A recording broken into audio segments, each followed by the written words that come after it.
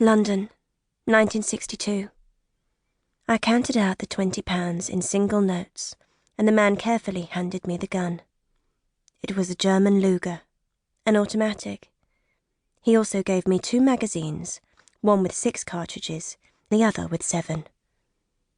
I wondered if I could have paid less for just a few bullets. My stepfather had taught me how to shoot, and I thought 1 or 2 shots would do the job. Looking at the man with the gun, however, it didn't seem worth arguing about. Clearly, for him, the deal was as arranged.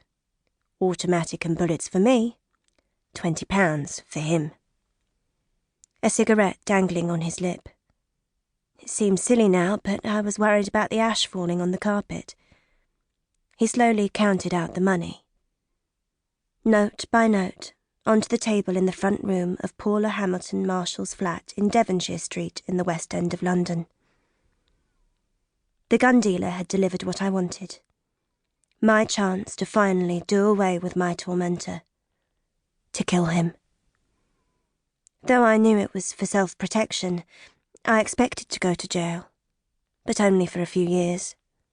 Yet, because of that damn gun, I have been serving a sentence almost all my life. For more than half a century, I've been branded by events which were turned into a sexual circus to cover up the truth. And I've been jumping through hoops, fearing for my life, and running for it ever since. For I know the truth, and it is far more shocking than what the public has been fed through the courts and the press by the British establishment. Sex was a game.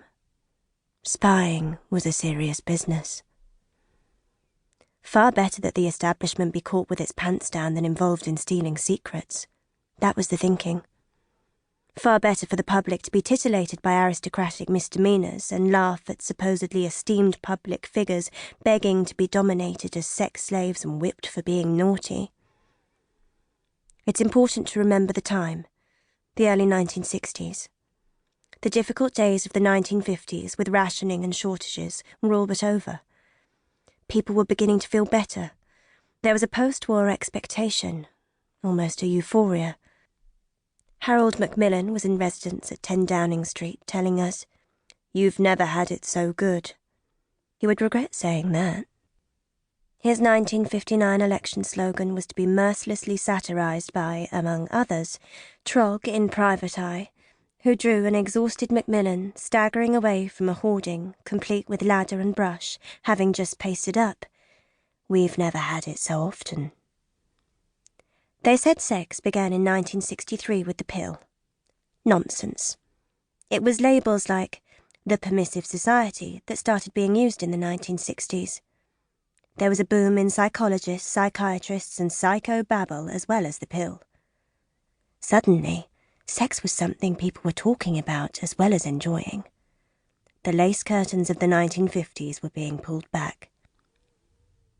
It was in this atmosphere, hemlines going up, inhibitions coming down, promiscuity being promoted as mandatory rather than optional, that I innocently wandered into a den of spooks and spies, of men and women on both sides of the Iron Curtain, who were operating as much for their own self-interest as for that of the mandarins in Moscow, Washington, and London.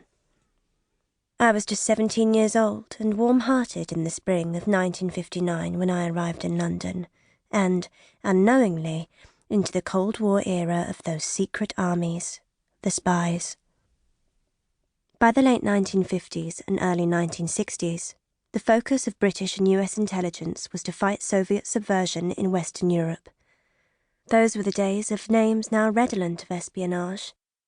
Double Agent Kim Philby, Royal Art Surveyor and Spy Anthony Blunt, renegades like Guy Burgess and Donald Maclean, who had already gone over the wall to Moscow in 1951, something that was only revealed 4 years later. There were rumours of dirty deeds, from assassination plots and hazy endeavours to retrieve files detailing the Duke of Windsor's Nazi sympathies to just how many communist moles comprised the Cambridge spy ring. And how many others were there, scheming and conniving in unsuspecting corners of society? There were even said to be agents who truly did have a licence to kill, some of whom had worked on the direct orders of Winston Churchill, And it was so often an alphabetic jungle, a mess of ideals.